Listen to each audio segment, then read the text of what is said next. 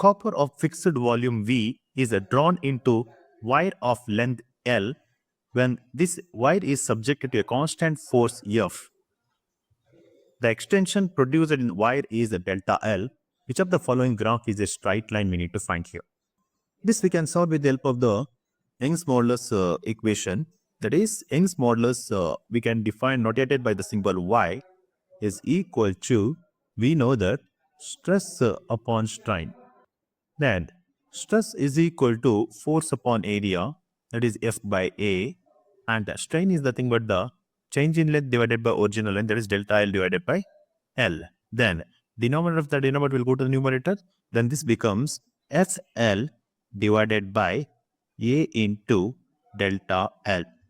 Then we can write the delta L is equal to F into L divided by A into Y.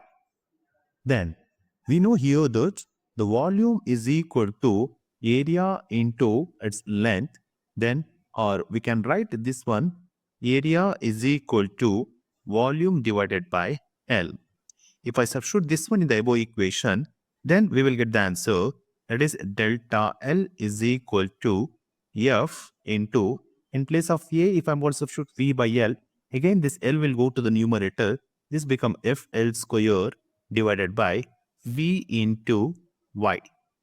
Then, since V, Y and F all are constant, then delta L is directly proportional to the L square. Delta L is directly proportional to the L square. Hence, the graph delta L versus L square will be a straight line. That is, option B is the right answer.